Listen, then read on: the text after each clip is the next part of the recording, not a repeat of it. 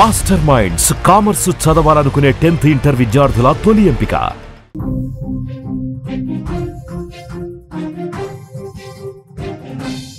Big breaking news చూస్తున్నాం. Kaleshwaram commission ముందు కేసీఆర్ విచారణ ముగిసింది. 50 నిమిషాల పాటు కేసీఆర్ ను ప్రశ్నించినట్లుగా అధికారులు తెలుస్తోంది. మొత్తం 25 ప్రశ్నలు కమిషన్ కేసీఆర్ ను అడిగిందని తెలుస్తోంది. కమిషన్ చైర్మన్ పీసీ ఘోష్ నేరుగా కేసీఆర్ ను ప్రశ్నించినట్టుగా సమాచారం. కమిషన్ ముందు విచారణకు ముందే కేసీఆర్ కాళేశ్వరం ప్రాజెక్టుకు కావలసిన డాక్యుమెంట్స్, జీవోలు, ఆధారాలు కూడా పట్టుకొచ్చినట్టుగా తెలుస్తోంది. కమిషన్ కు ఈ డాక్యుమెంట్లన్నీ సమర్పించినట్లుగా చెప్తున్నారు. ఇక ఇదే అంశానికి సంబంధించిన పూర్తి వివరాలు న్యూస్ ఎడిటర్ తిరుమల అందిస్తారు. తిరుమల, కాళేశ్వరానికి సంబంధించిన పూర్తి విచారణ అయితే పూర్తయినట్లుగా తెలుస్తోంది. 25 ప్రశ్నలు దాదాపుగా కేసీఆర్ ముందుంచినట్లుగా తెలుస్తోంది. 50 నిమిషాలు దాదాపు విచారణ జరిగినట్లుగా తెలుస్తోంది. దీనికి సంబంధించిన పూర్తి డీటెయిల్స్ చెప్పండి. దానికి ఒక విషయాన్ని గుర్తు చేసుకోవాలి. దాదాపు 1000 పేజీలకు పైగా ఇప్పటికే దాదాపు 114 మందిని కాళేశ్వరం కమిషన్ ప్రశ్నించింది. ఈ 114 మంది నుంచి అనేక రకాల వాంగ్మూలాలు తీసుకుంది.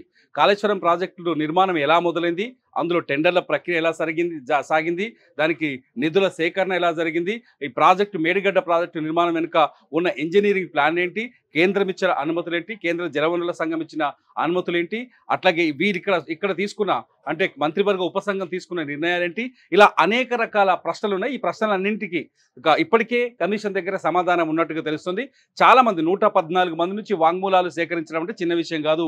ఈ 114 మంది నుంచి తాజాగా ఆ సమయంలో కాళేశ్వరం ప్రాజెక్టు నిర్మాణ సమయంలో ఆర్థిక మంత్రిగా పనిచేసిన బీజేపీ ఎంపీ, ప్రస్తుత మల్కాజ్గిరి ఎంపీ ఈటెల రాజేందర్, అట్లాగే ఆ సమయంలో భారీ నీటిపారుదల శాఖ మంత్రిగా పనిచేసిన హరీష్ రావుని కూడా ఈ వారంలోనే కాళేశ్వరం కమిషన్ ప్రశ్నించింది. ఇవాళ కేసీఆర్ని నేరుగా అప్పటి తెలంగాణ ముఖ్యమంత్రి, తెలంగాణ రాష్ట్ర సాధనలో పోరాటం చేసిన నాయకుడు కేసీఆర్ని కూడా ఇవాళ పిలిచి కాళేశ్వరం కమిషన్ ప్రశ్నించినట్టుగా తెలుస్తుంది. దాదాపు 25 ప్రశ్నలు సూటిగా పీసీ ఘోష్, ఎవరైతే కాళేశ్వరం కమిషన్ చైర్మన్ ఉన్నారో ఆయన్నే కేసీఆర్ని స్వయంగా ప్రశ్నిస్తున్నట్టుగా తెలుస్తుంది. 25 ప్రశ్నలకి సమాధానం మొత్తం 50 నిమిషాల పాటు ఈ విచారణ జరిగింది. 50 నిమిషాల్లో దాదాపు 25 ప్రశ్నలు కేసీఆర్ని అడిగినట్టుగా తెలుస్తుంది.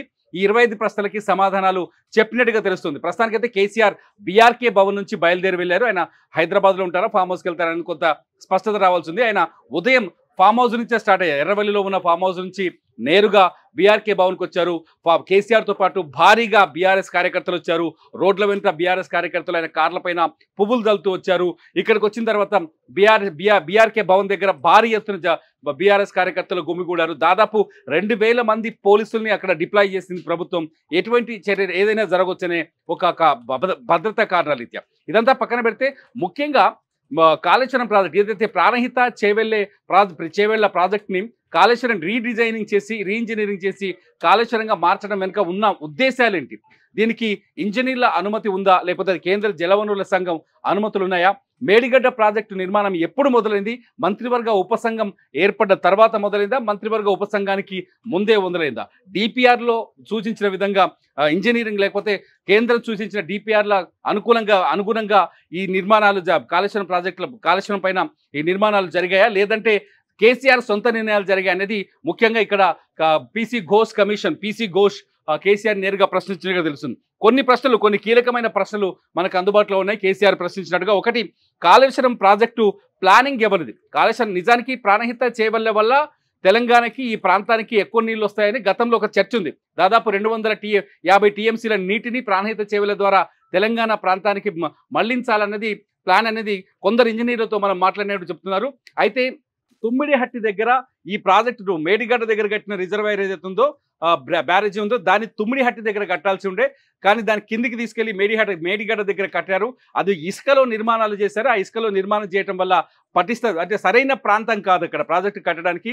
అదే అతిపెద్ద పొరపాటు అనేది కొందరు ఇంజనీర్లు చెప్తున్నారు. మరికొందరు చెప్తున్నారు తుమ్మిడిహట్టి దగ్గర కొంత నీటిని స్టోర్ చేసి, తర్వాత మేడిగడ్డ దగ్గర కొంత వాటర్ స్టోర్ చేసి వాటిని పంపింగ్ చేయాల్సి ఉండే అని మరికొందరు ఇంజనీర్లు చెప్తారు. సో వీటన్నింటినీ పక్కన పెడితే ఫైనల్గా జరిగింది ఏంటంటే మేడిగడ్డ దగ్గరనే ప్రాజెక్ట్ వచ్చింది. మేడిగడ్డ దగ్గర వచ్చిన ప్రాజెక్టు సరిగ్గా 2 ఏళ్ల లోపే, అంటే ప్రాజెక్టు పూర్తి కాకముందుకే నిర్మాణం పనులు దశలో ఉండగానే మేడిగడ్డ దగ్గర ప్రాజెక్టు కూలిపోవడం ఇదంతా జరిగింది. దీని వెనకాల ఖచ్చితంగా అవినీతి ఉందనేది మొదటి ప్రశ్న. అందుకే కాళేశ్వరం ప్రాజెక్టు ప్లానింగ్ ఎవరిది అనేది పీసీ ఘోష్ అడిగినట్టుగా తెలుస్తుంది. రెండో ప్రశ్నకు వచ్చేసి ప్రాజెక్టు డిజైనింగ్ ఎవరి ఆధ్వర్యంలో జరిగింది అంటే ఇంజనీర్లు చేశారా లేకపోతే ఏదైనా వాస్కోప్ అని చెప్పేసి ఒక సంస్థకి డిపిఆర్లు తయారు చేయమని ఆదేశాలు ప్రాజెక్టు బాధ్యతలు అప్పచెప్పినట్టుగా బీఆర్ఎస్ ప్రభుత్వం కానీ మాజీ మంత్రులు కానీ చెప్తున్నారు. హరీష్ కానీ లేకపోతే కేసీఆర్ కానీ అదే చెప్పినట్టు తెలుస్తుంది. కాకపోతే వాస్కోప్ సంస్థకు ఎప్పుడు ఇచ్చారు? మేడిగడ్డ ప్రాజెక్టుకి నిధులు ప్రాజెక్ట్ నిర్మాణానికి అనుమతులు ఇచ్చినాక వాస్కోప్కి ఇచ్చారా లేకపోతే వాస్కోప్ డిపిఆర్లు ఇచ్చిన తర్వాత మేడిగడ్డను మొదలు పెట్టారా అనే ప్రశ్న ఇక్కడ ఉత్పన్నమవుతుంది. ఈ ప్రశ్నని అడిగినట్టుగా తెలుస్తుంది. మీ సొంత నిర్ణయంతోనే ప్రాజెక్టు నిర్మాణం జరిగిందా? చాలాసార్లు కేసీఆర్ చెప్పారు నా కళల ప్రాజెక్ట్ అని చెప్పేసి, దీనికి నేనే డిజైనింగ్ చేశానని చెప్పేసి, ఇంజనీర్ల కంటే ఎక్కువగా మాట్లాడని చెప్పేసి గతంలో ఆయన స్టేట్మెంట్స్ ఉన్నాయి కేసీఆర్వి. ఆ స్టేట్మెంట్స్ ఆధారంగా ఈ ప్రశ్న అడిగినట్టుగా తెలుస్తుంది. అట్లాగే ఈ కాళేశ్వరం ప్రాజెక్టుకి కేబినెట్ ఆమోదం ఉందా అని పీసీ ఘోష్ అడిగినట్టు తెలుస్తుంది. నిజానికి మంత్రివర్గ ఉపసంఘం ఏర్పాటు చేశారు దీనిపైన. ఆ తర్వాత కేబినెట్ అనుమతులతోటే ఈ ప్రాజెక్టు నిర్మాణం మొదలైందని ఈటల రాజేందర్ చెప్పారు. అప్పటి భారీ నీటిపారుదల శాఖ మంత్రి హరీష్ కూడా చెప్పారు. కాబట్టి మళ్ళీ కేసీఆర్ని ఇదే ప్రశ్న అడిగినట్టు తెలుస్తుంది. ప్రాజెక్టుకు కేబినెట్ ఎప్పుడు ఆమోదించింది? ఇంకో ప్రశ్న వచ్చేసి కార్పొరేషన్ ఏర్పాటుకు కారణాలేంటి? కాళేశ్వరం ప్రాజెక్టుకి భారీ ఎత్తున నిధులు ఖర్చు చేశారు. ఈ ప్రాజెక్టుకి ఎక్కడి నుంచి డబ్బులు తెచ్చారు, ఏ విధంగా తెచ్చారు, ఈ ప్రాజెక్టు ద్వారా ఈ ప్రాజెక్ట్ ఖర్చు పెట్టిన డబ్బుని ఎలా తిరిగి పొందాలనుకున్నారు అనే ఈ కమిషన్ ఎందుకు కాళేశ్వరం కార్పొరేషన్ ఎందుకు ఏర్పాటు చేశారనే ప్రశ్న కేసీఆర్ అడిగినట్టుగా తెలుస్తుంది. ఎందుకంటే కాళేశ్వరం ప్రాజెక్టు ద్వారా కొంత ఆర్థిక ప్రయోజనాలు కూడా మనం పొందొచ్చు అని చెప్పేసి డిజైన్లలో చెప్పినట్టుగా తెలుస్తుంది. సో కమిషన్ ఈ ప్రశ్నని ప్రధానంగా కేసీఆర్ని అడిగినట్టుగా తెలుస్తుంది. ఇంకోటి వచ్చేసి నిధుల సేకరణ ఎలా చేశారు ఇందులో భాగంగానే. ఇకపోతే నిధుల వినియోగంలో మీ ప్రమేయం ఉందా? నిధుల వినియోగంలో అంటే చాలా అవినీతి ఆరోపణలు కాళేశ్వరం ప్రాజెక్టులో భారీ అవినీతి జరిగింది. కాళేశ్వరం ప్రాజెక్టులో కేసీఆర్ కుటుంబం కావచ్చు, హరీష్ కావచ్చు, లేకపోతే వీళ్ళందరూ బాగా డబ్బులు సంపాదించుకున్నారని ఇటు కాంగ్రెస్ పార్టీ మొదటి నుంచి ఆరోపణలు చేస్తూ వస్తుంది. కాంగ్రెస్ సవాల్ చేస్తూ వస్తుంది. గతంలో బీజేపీ కూడా ఇటువంటి సవాలనే చేసింది. ఈ నేపథ్యంలో ఈ ప్రశ్న అడిగినట్టుగా తెలుస్తుంది. ప్రాజెక్టు టెండర్ ప్రక్రియలో మీ ప్రమేయం ఉందా? టెండర్ల విషయంలో కొంత గోల్మాల్ జరిగిందని, అనుకున్న వాళ్ళకే టెండర్లు ఇచ్చారని, టెండర్లు ఇవ్వడం వెనుక పెద్ద అవినీతి ఉందనే చర్చ ఒకటి ఉంది. ఈ నేపథ్యంలో టెండర్ల విషయంలో మీ పాత్ర ఎంత అనే క్వశ్చన్ వేసినట్టుగా తెలుస్తుంది. ఇకపోతే డిపిఆర్లో లోపాలను ఎవరికైనా సూచించారా? ఇప్పుడే ఇలా ఉదయం నుంచి చాలా స్పష్టంగా మొదటి నుంచి ఇదే అసలు చర్చకి కారణమే డిపిఆర్ల విషయంలో కాళేశ్వరం మేడిగడ్డ ప్రాజెక్టు విషయం పైన విచారణ కమిటీ ఇచ్చిన రిపోర్ట్ ఆధారంగా ఈ ప్రశ్న అడిగినట్టుగా తెలుస్తుంది. ఎటువంటి అంటే కేంద్రం స్టాండర్డ్స్ కొన్ని ప్రాజెక్టుల నిర్మాణాలకు చూపించిన స్టాండర్డ్స్కు విరుద్ధంగా వాళ్ళు ఇచ్చిన ప్రణాళికలకు విరుద్ధంగా ఈ ప్రాజెక్టుని నిర్మించాలనే ప్రశ్న ఉంది. దీంతో మేడిగడ్డ ప్రాజెక్టుని ఎవరైతే మేడిగడ్డ ప్రాజెక్టు కూలిపోయిన దానిపైన కమిషన్ ఏదైతే కమిటీ విచారణ జరిపిందో ఆ కమిటీ రిపోర్ట్ ఆధారంగా కేసీఆర్ని ప్రశ్నించినట్టుగా తెలుస్తుంది. ఇకపోతే కాళేశ్వరంపై కాళేశ్వరం పైన ఒక నివేదిక ఇచ్చింది. ఈ నివేదికలో ఉన్న అంశాలను కూడా కేసీఆర్ ముందు పెట్టి ప్రశ్నించడానికి తెలుస్తుంది. అయితే కాళేశ్వరం కమిషన్ ముందుకు వచ్చే ముందే ఈ ప్రశ్నలన్నీ ఉంటాయని కేసీఆర్ ముందే ఊహించి ఉంటారని, దీనికి సంబంధించిన పూర్తి సమాచారంతోనే కేసీఆర్ ఇక్కడికి వచ్చారని రాజకీయంగా ఒక చర్చ జరుగుతుంది.